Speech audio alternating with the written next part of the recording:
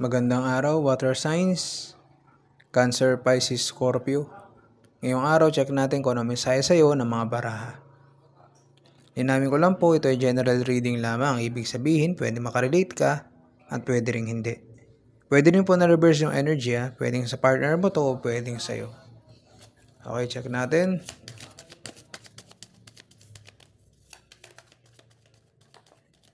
Kung anong mensahe sa'yo ng mga baraha. Meron tayong 8 of Pentacles.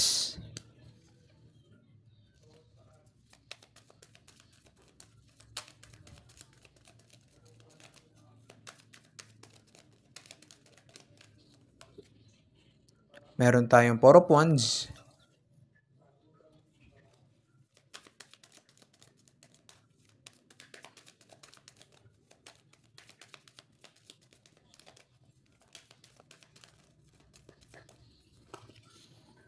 Meron tayong The World. Ano bang baraha?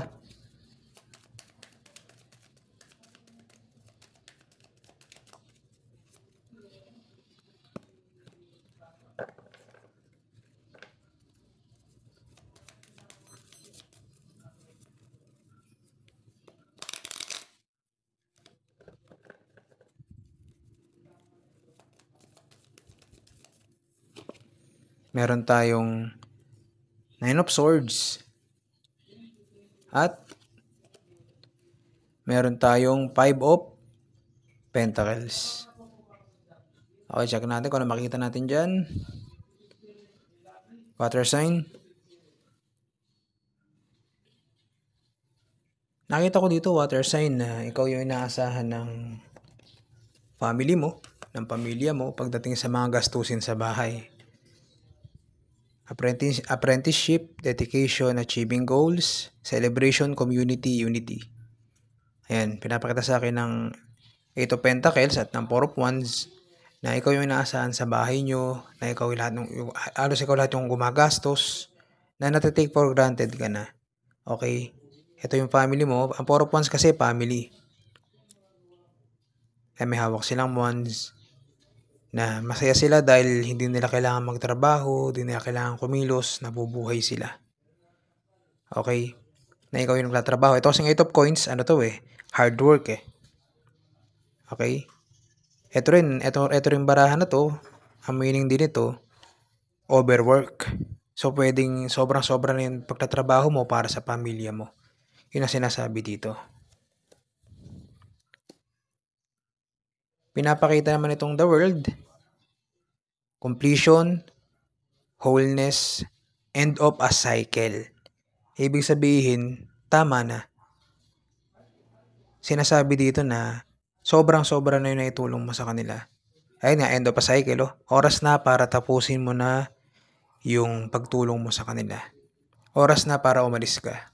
Ay, nakita mo, nasa road, na mag-isa siya.